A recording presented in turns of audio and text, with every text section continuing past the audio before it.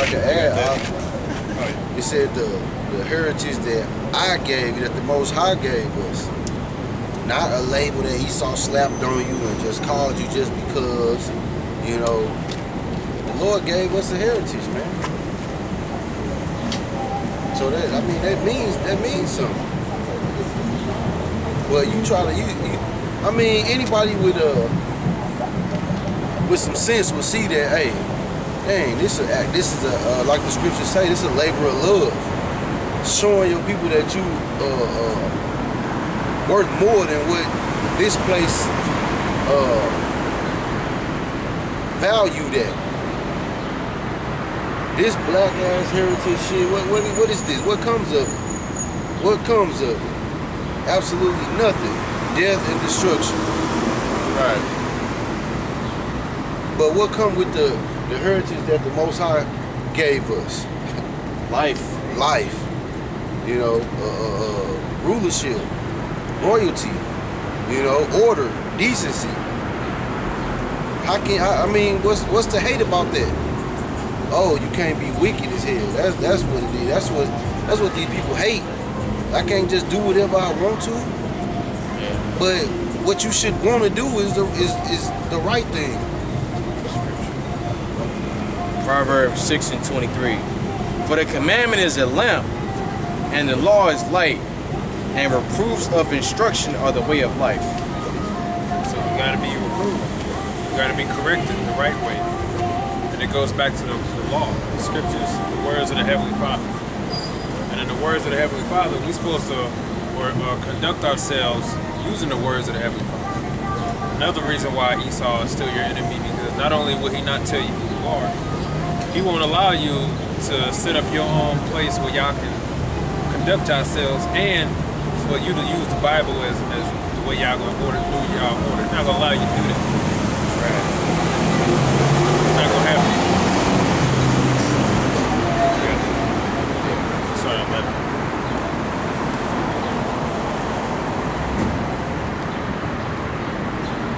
Wisdom of Solomon 14:11 reads, therefore, even upon the idols of the Gentiles shall there be a visitation, because in the creature of the Most High they are become an abomination, and stumbling blocks to the souls of men, and a snare to the feet of the unwise. For the devising of idols was the beginning of spiritual fornication, and the invention of them the corruption of life. For neither were they from the beginning, neither shall they be forever. For by the vainglory of men they enter into the world, and therefore shall they come shortly to an end. For a father afflicted with untimely mourning, when he had made an image of his child soon taken away, now honoreth him as a God, which was then a dead man, and delivered to those things that were under him ceremonies and sacrifices. Yeah, and our people did do that. If they had a beloved son or daughter, and their son was taken away, they could put up their son or whatever as God. Especially if you a king or anything, you had the power to do that. And on top of it, the other nations did that as well when they had us over there. Not only when they came over here, did they come with their idols, they forced us to follow theirs. And those who didn't comply, see, it wasn't an option. You either complied or your ass died. Because the holy place where you would go to offer sacrifice or to pray, they forced you to take it down and put an abomination altar in there, and forced you to offer abominable animals. So that was very grievous amongst Israel. You know, Israel was fighting back, but at the end, our people was getting stomped on. So what did most people do? They just conformed, and they taught their children to do that. And because the scripture says that they just like Egypt set up taskmasters. Them Edomites forced us to go in and do that stuff every day, and watched us do it. Just like Antiochus, month by month, he was watching people to see. Let me catch somebody reading the scriptures. Let me catch somebody trying to keep the Sabbath. They was watching to make sure your ass went off. So over a process of time, when our children grew up, our people actually believed in those things. That's how they became Gentiles. Inwardly, they know, yeah, I'm an Israelite because I look like my brothers and I am my brothers. But my father, they were Greeks. They taught me the Greek way. This is what I know. I'm confused, and that's how we lost our way. It happened back then, and it happened again in slavery this time. Because now one of these people on this sign, like Guatemalan woman that was up here, not once in her life did they tell you, hey, did you know that really the Guatemalans come from a man named Zebulon? She didn't know that. So it's not just the Negroes, but it's the whole, you can say everybody over here in the West, from Canada to South America. But we're scattered on all four corners, you know what I'm saying?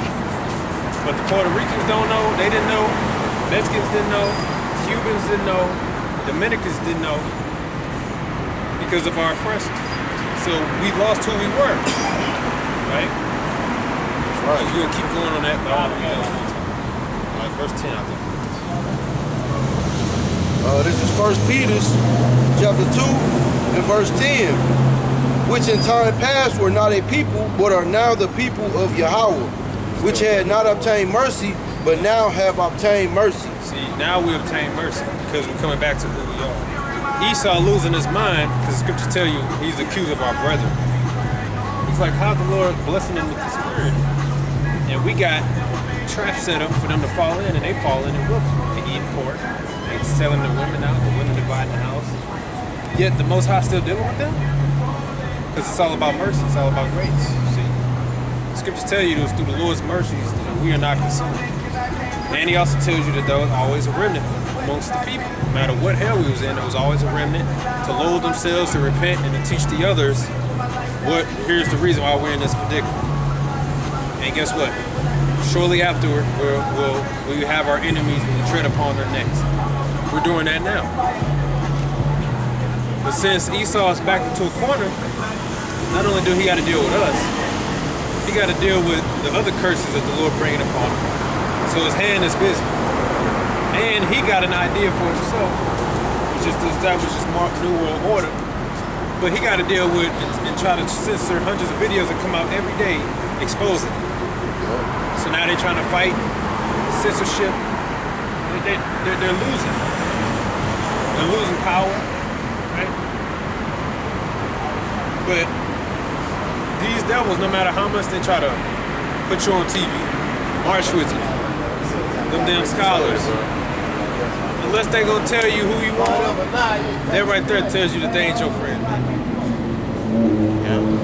Still to this day, you want to talk about equal rights or whatever, but that bitch couldn't admit that Yahweh Shai is not a white man. She just can't admit it. Still, in this day and age, we in the year 2020, time of information, everybody knows Yahweh Shai is a so-called white man. They still can't say it. They can't admit it. They won't teach it to you.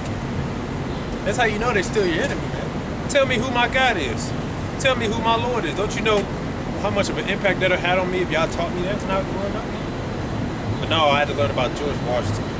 I had to learn about Lewis and Clark. These fucking nobodies, man. Nobody cares about them. You know? Taught us about criminals. Yeah, taught us about criminals.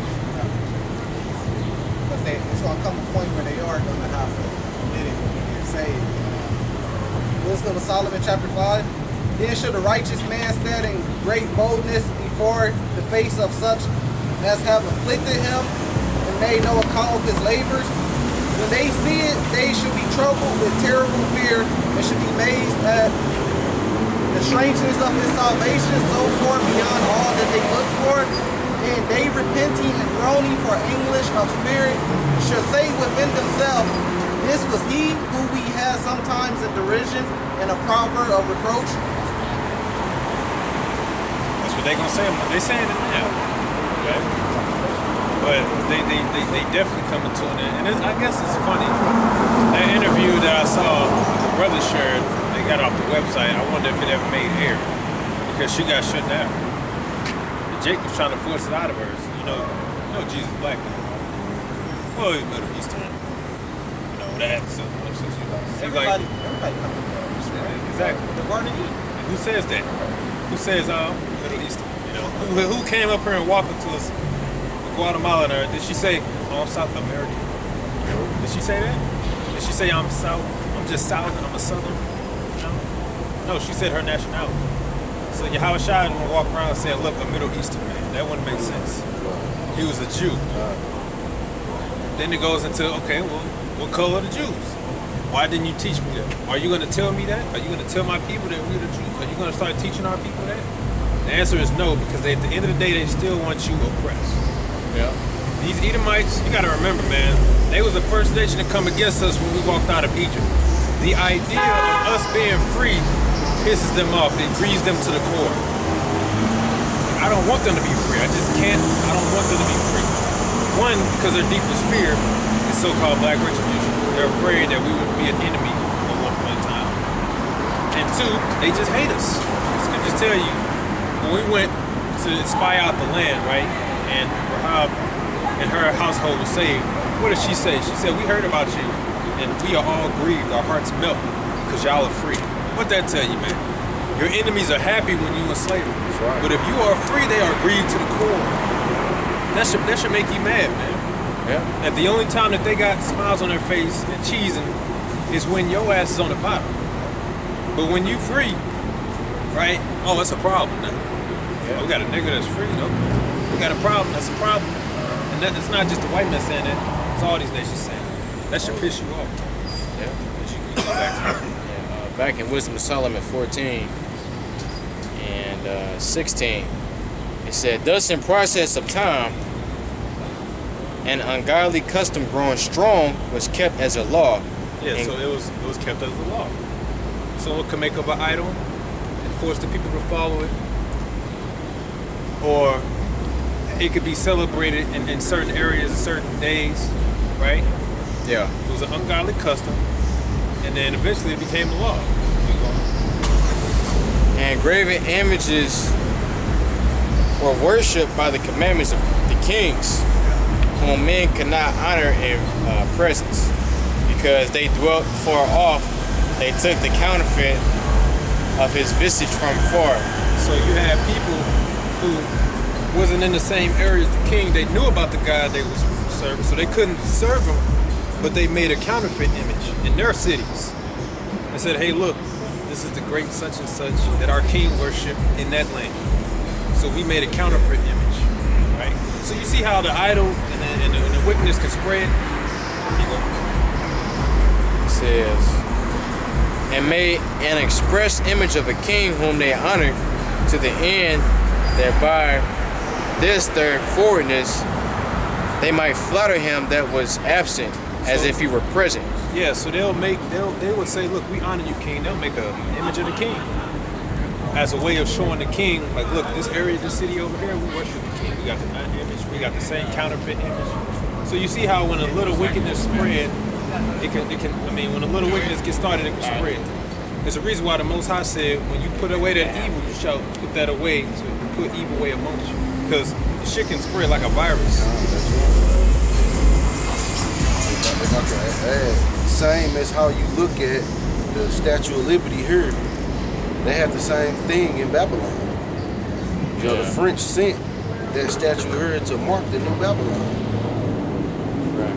You know, and what is here? What was it called? The Lady of Liberty. What do women got here? All kinds of liberty, and it just fucks society up. Right. Women now are loose. Didn't T.D. Jakes bitch ass say that? Hey, and look at his children. Bunch of faggots and whores. It says, verse 18, also the singular diligence of the artificer did help to set forth the ignorant to more superstition. For he would peradventure willing to please one in authority, forced all his skill to make the resemblance of the best fashion. And so the multitude, allured by the grace of the work, took him now for a god, which a little before but was honored as a man. So you see, that's enough. So you see how it can spread. So going from, because we read about how the other nations forced us to worship Jupiter. They put harlots in there. They put abominable flesh in our hands to force us to eat, to sacrifice. So then, after a process of time, come Yahushua and Paul, they strode through Athens. They said they got all. What Paul said, he said, "I see you were superstitious, man. Y'all got all kind of stuff going on around here, but y'all also got a little title here called the unknown power. Let me tell you who that power is. There's only one God. That one God has a son, and that's why they got mad, because they said, look, if we let this doctrine flourish, we ain't gonna have a job, right? Our job's gonna be compromised. Our money gonna be hurt. So they was looking at money over the sake of telling our people who we were. So when you understand just a little bit of history, then you'll understand why the Gentiles talked about in the New Testament were Israelites, just like we were Gentiles at one point. That's why when people just walk up and say, what about the Gentiles? What about the Gentiles? We can tell them, like, well, those are Israelites. We can explain it. A lot of them ain't got the time to be explained. To be explained. That's why they just gotta listen. And the best examples we can use are ourselves. Like I said, we did the same wicked things in the past. We were Gentiles in the past. But now we know who we are. And you might say, well, why are we in Christianity? Well, it's because the white man put it on us. You understand what I'm saying? He put it on us, just like they put Jupiter on us, and all that came over the process of time. Our people just thought, like, yeah, this is truth. That's why people find it so hard to shake the image of white Jesus. They just can't shake it. It's just everything, their whole, you can say, foundation is bent upon that one lie, that he has to be white. Because they know that color goes a mile. Color goes a long way. That's why Esau just can't flat out tell you, yes, he was a so-called Negro. He was a so-called Negro. That means the 12 disciples, guess who color they were? They were also so-called black people. Which means the people they were tended to were so-called black people. Which means the Romans were so-called white people. Which means the Romans was the ones that was persecuting the Jews, just like it is to this day. But now everybody, that don't even make sense. How is the Romans persecuting white people? You know, oh, he's a Jew. How can you tell the difference? That don't make no damn sense. You know what I'm saying? That's how you know that the Israelites were so-called dark-skinned people, and the Romans were Edomites, so-called white people. You had Jake and authority, just like police officers, judges, Supreme Court, all